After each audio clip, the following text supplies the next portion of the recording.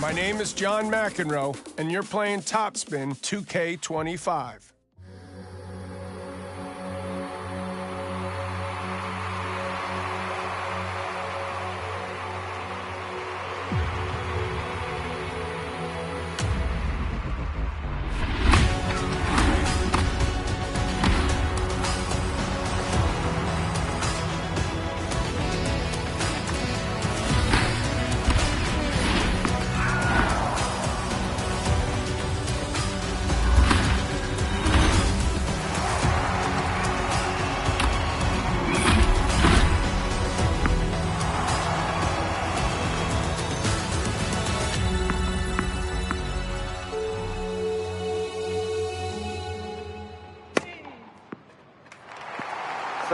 All.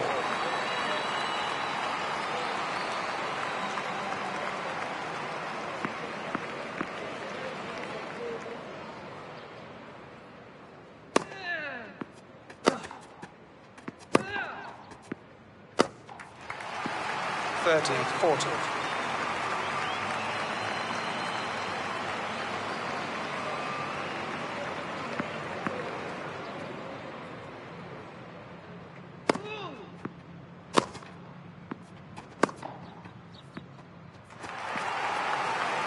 Deuce.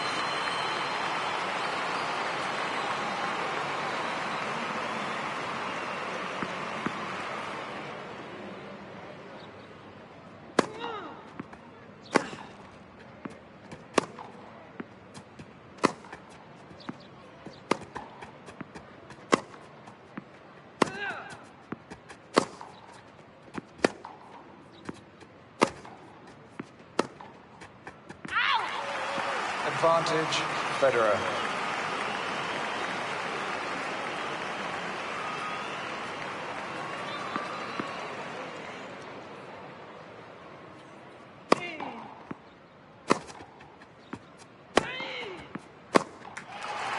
Game, Federer. 2 games all.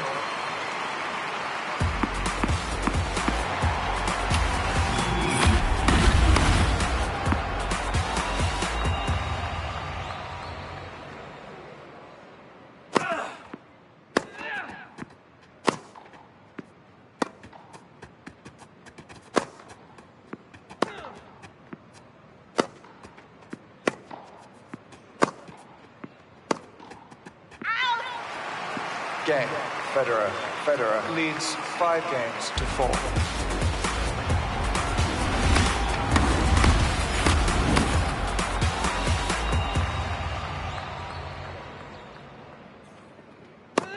Foul!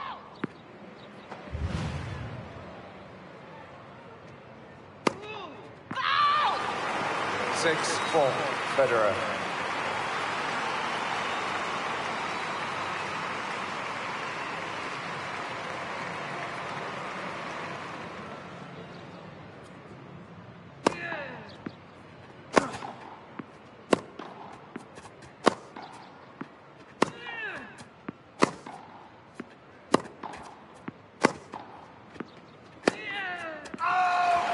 Seven, 4, Federer.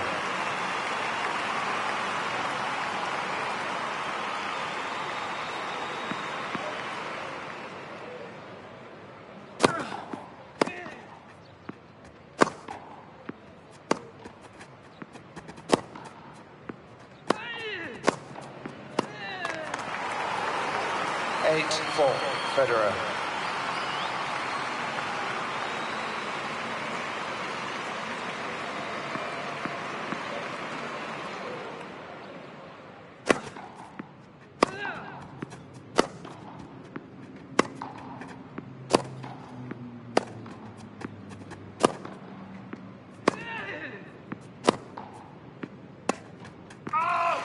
Nine, 4, Federer.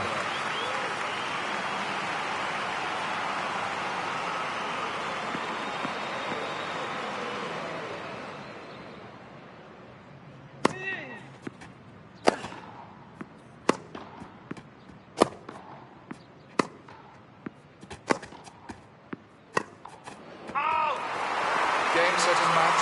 Federer, 3 sets to 2. 4, ball 6, 7, 5, 2, 6, 7, 6.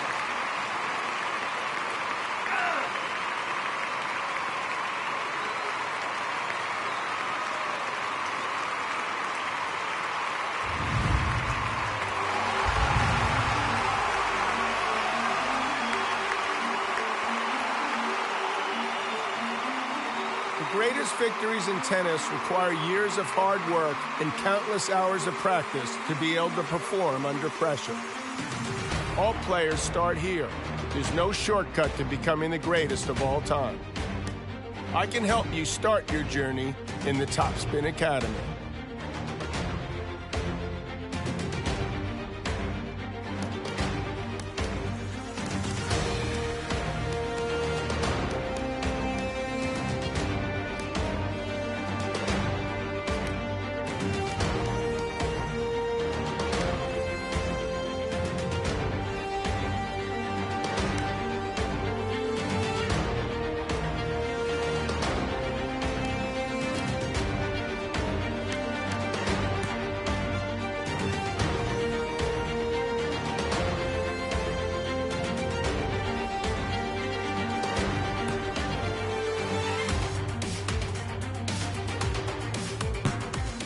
Hey, it's John McEnroe. I'm the guy setting you up on court today. I'll be helping you play the greatest sport on earth. Let's get started with the basic lessons. First off, we're talking about how to move around the court and how to hit the ball. Let's watch a demonstration, and then you can try it out for yourself. In this demo, you'll learn how to reposition on the court and how to hit the ball back to your opponent. Let's get into it. One of the main things behind a quality shot is player positioning. To get a better position, always try to move back behind the baseline and to the center of the court after your swing. That way, you're best placed for the next shot. Standing back and letting your opponent's shot bounce will increase your chances of hitting the ball back at the optimal waist height. Use the move input to move around the court and reposition in the center of the court behind the baseline after each shot. It's a pretty common mistake to stay in no man's land. No man's land is the area just inside the baseline up to the service line. Hitting the ball from here is hard. There's less time to react, and chances are that's where your opponent's shot will bounce to. A ball hit at your feet just before or after the bounce is always going to be tough to control. If you want to hit the ball after the bounce, it's best to stand farther back. Get close to the baseline and allow yourself some extra time to set your stance and get a comfortable shot from the waist. That'll get you some extra control and a more effective aim on your next shot. Now the player's back in an ideal position. Let's see how to deal with an incoming ball. Look, it's not rocket science. Press down on one of the shot inputs and release once the ball's getting close. That's how you do it, playing with style. Okay, so quick recap. This is the stuff to take away from today. If you think you've got all that, we can move on. Or if you want to go back some steps, start off by hitting a few balls. Good job.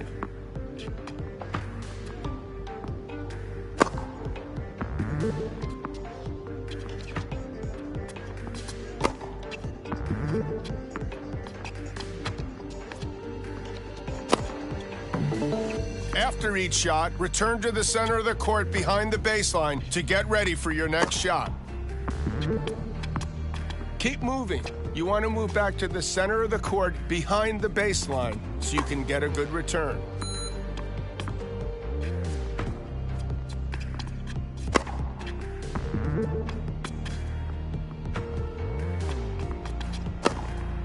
You're making great progress.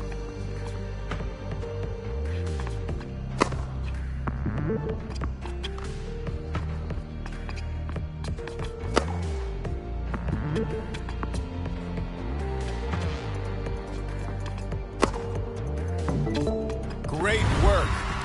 Moving back to the center and staying out of no man's land are pretty vital, so keep that up. If you want more lessons, I have plenty here for you. Don't be a stranger.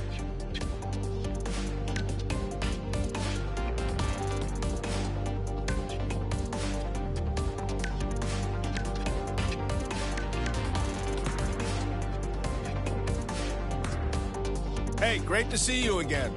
Today we're working on a vital part of a quality shot, the timing. We've got another demonstration to show you why timing is important and how the timing meter can get you results. Today we're talking about how to hit the ball with ideal timing. This is one of the most important aspects of your game, and mastering it will take you up to the next level. You'll pick it up just fine, but it takes some practice. Returning a ball is easy, but timing it to perfection, that's something else. Getting your swing at that exact right moment plays a huge part in your power and your precision. There's 4 possible results here: too soon, good, perfect, and too late. The ideal time to release the input is just before the ball reaches you. And just to underline, it's all about when you release the input and not when it's pressed. The timing meter is something you can use to know exactly when to release the shot input to get perfect timing. It appears above the player whenever there's an incoming ball. Releasing the shot input when the meter's in the green will hit a shot with perfect timing. Let's watch this player hit a few more balls. As you can see, hitting it with perfect timing gets you optimum precision and optimum power. Less than perfect timing? Not so much. The shot's quality will be lower and could give your opponent an opening. Release the shot input way before the ball gets to you or when it's gotten too close. Then the timing will be too soon or too late. Those shots are more likely to land into the net or head out of bounds. Okay, so here's a quick recap on what we've learned here. You think you got that? If not, we can run through the demo again. Let's have a warm-up. Hit a few balls, then we can focus on timing.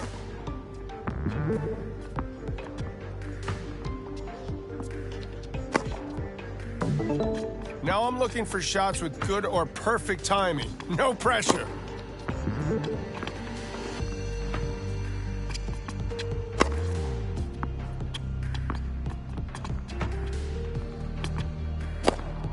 Great work.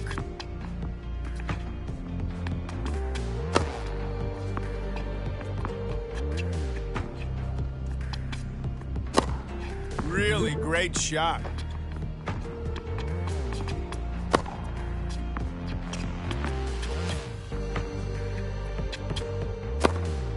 Yeah, you're really getting this.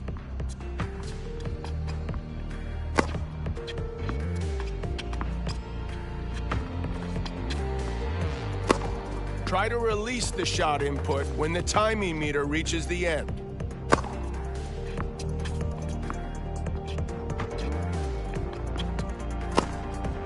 Be sure to release the shot input when the timing meter is in the green.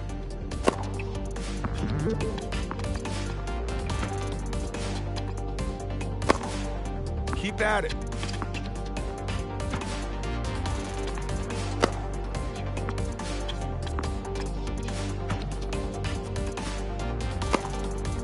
Release the shot input when the timing meter hits the green zone.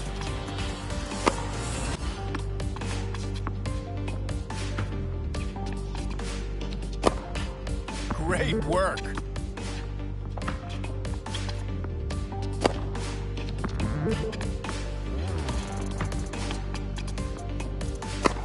Don't worry, this is why we train. Good stuff. Remember that hitting the ball with perfect timing will always give your shot power and precision. I'll see you next time you feel you need another tennis lesson. Hey, great to have you back. Today we're aiming ground strokes and talking about how aiming relates to movement. We've got a demo ready to roll, so let's take a look. Okay, so today we're learning how to move toward the ball and how to aim your shot. You'll also learn the aspects of aiming quality and how to make your shots land close to a line. Before you know it, you'll be hitting winners left and right.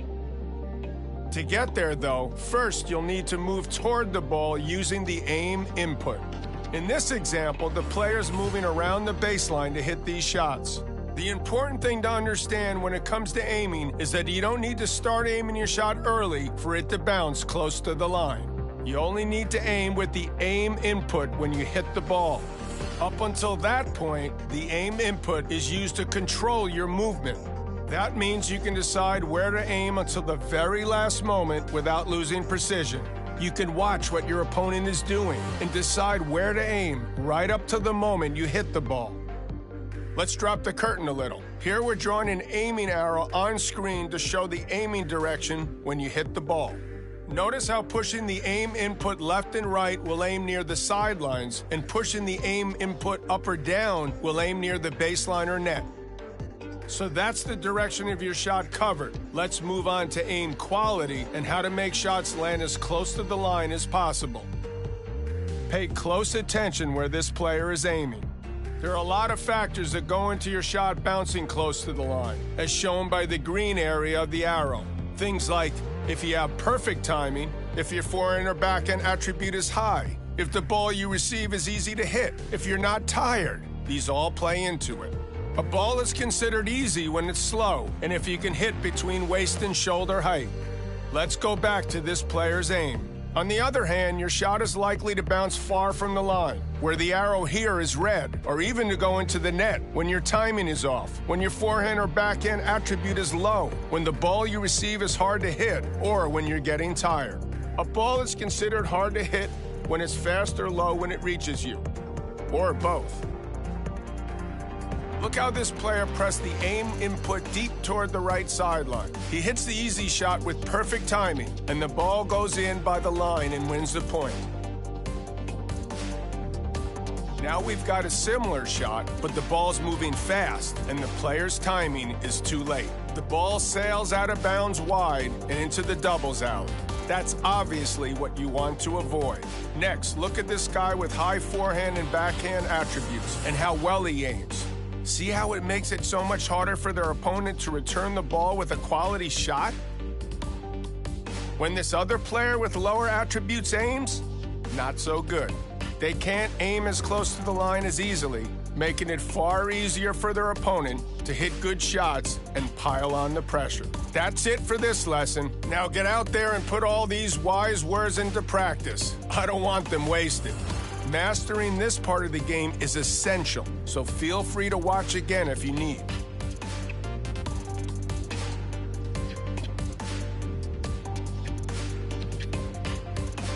Here you can see an aim arrow, like we saw in the demo. This should help you understand when the transition from movement to aiming happens.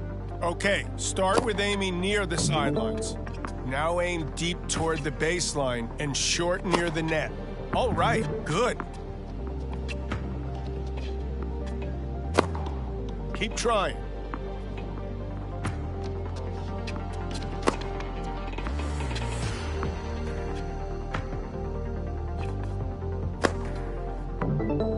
Now it's time to combine aiming techniques, so aim for the corners of the court.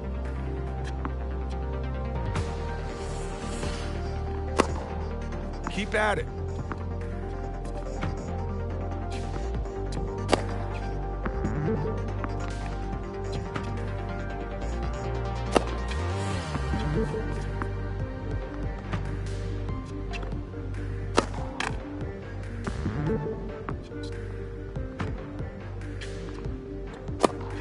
Get it with the next ball.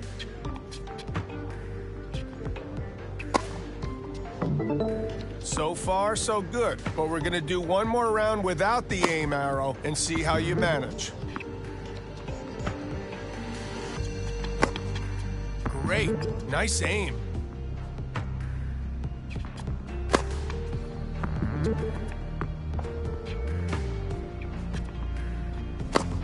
You're making great progress.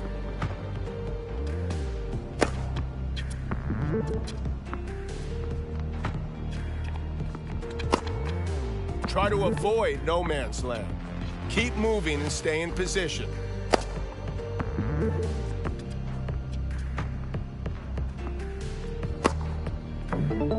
That was great. Don't forget that aiming quality is determined by many different things. So if you ever need a refresher, you can always come back and run lessons again. Hello again. The training train needs to keep rolling, so let's move to the next lesson. In this lesson, we're learning various different ways to improve your serve, alongside how best to aim it. Coming up is a demo to explain normal and power serves and how to direct them. In this demo, you learn how to serve with precision and power and get the best out of the most crucial shot in tennis. There's multiple different ways to serve. Here we're going to cover normal and power serves, which are initiated by pressing or holding a serve input. Releasing the serve input early triggers a safe normal serve. Accurate, but not very powerful. Holding the serve input until the power indicator appears triggers a power serve. It's more powerful, but also harder to control. Next, let's look into how to aim and to pick the spot where you want the ball to land. If you don't push the aim input, the ball will bounce close to the center of the service box. Pushing the aim input will move your aiming spot in that direction, away from the center of the service box. You can use the visual indicator to see and adjust your aiming spot until you hit the ball. You only need to aim with the aim input when you hit the ball. Now that you know how to select your aiming spot, it's important to know what determines how close or far the ball will land to that spot. The ball is more likely to land close to your aiming spot if your serve attribute is high, if your timing is perfect, and if you're not tired. If your serve attribute is low, if your timing is off, or if you're tired, the ball will have a wider spread around your aiming spot. The shot will be less accurate.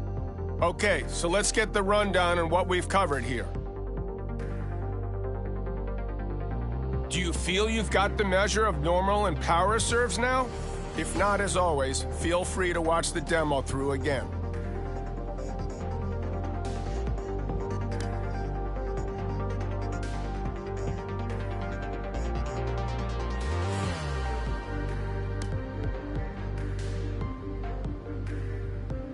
Let's start with some normal serves.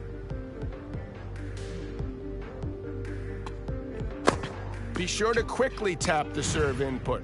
If you see the timing meter, you held it too long.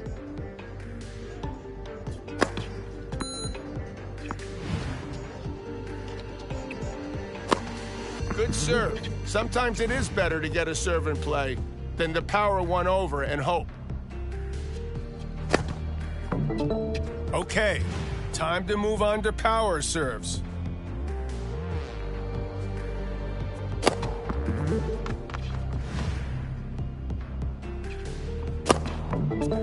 Go ahead and continue with power serves, but I'm also going to need you to nail good or perfect timing.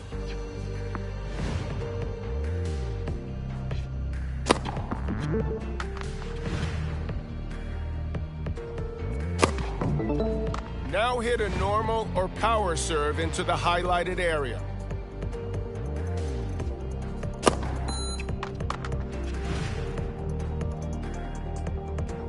That's okay. Get the next one.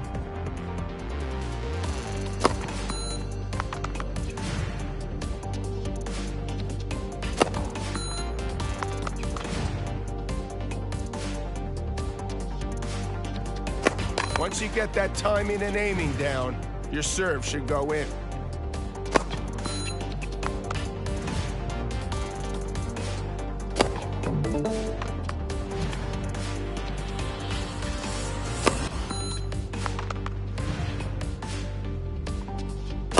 Yeah, you're really getting this.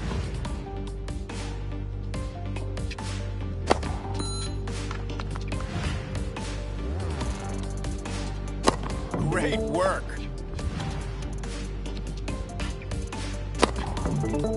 Yeah, you're killing it out there.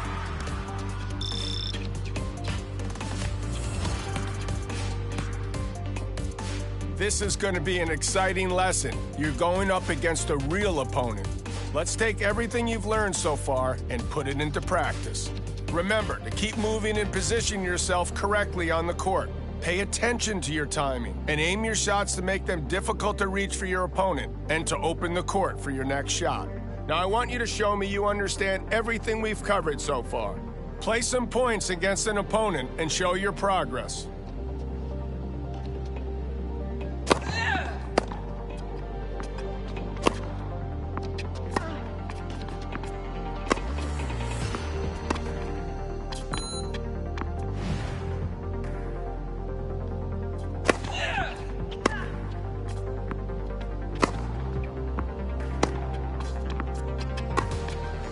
Be sure to release the shot input when the timing meter is in the green.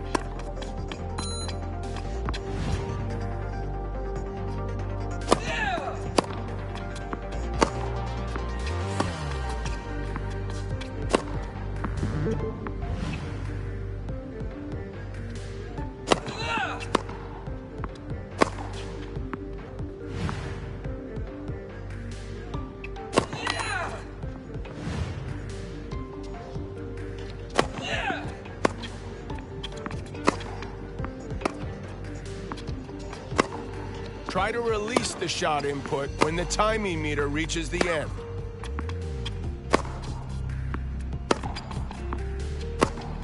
Be sure to release the shot input when the timing meter is in the green.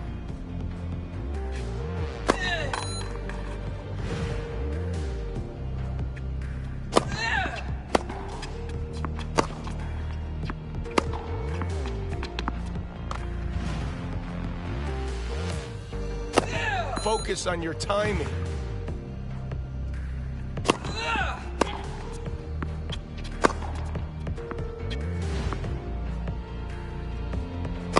Remember, quality timing is important to ensure your serve goes in.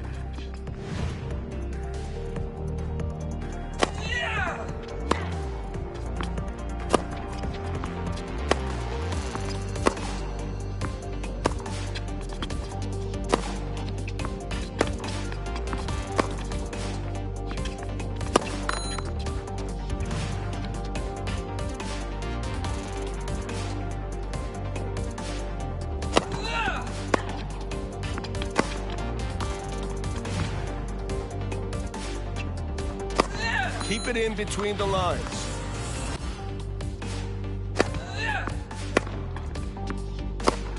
Really great shot.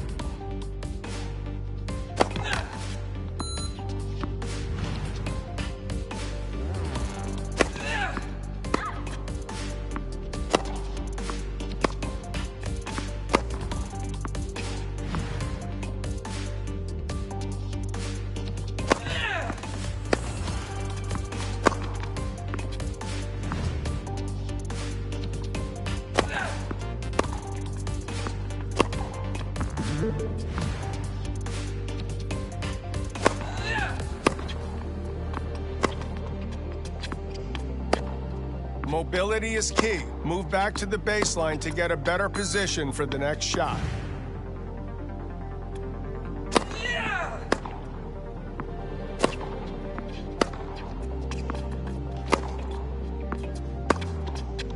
Don't forget to move to reset your court position.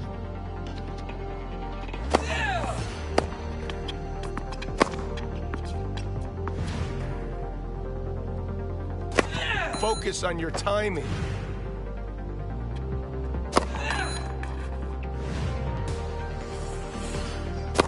Really great work out there. If you want to take your game further, we've got more advanced lessons. And clearly, feel free to drop by and revisit these basic lessons whenever you feel the need.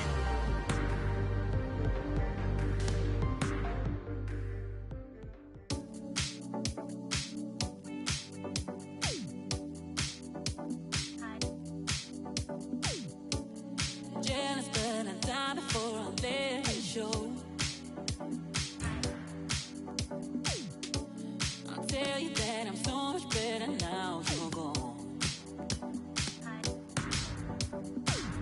That I don't have to fight, I'm gonna fight my tone. And I'm happy that you do got look so beautiful. And I don't know what this stupid feeling reflects when I'm alone. Or if this heartache is just a free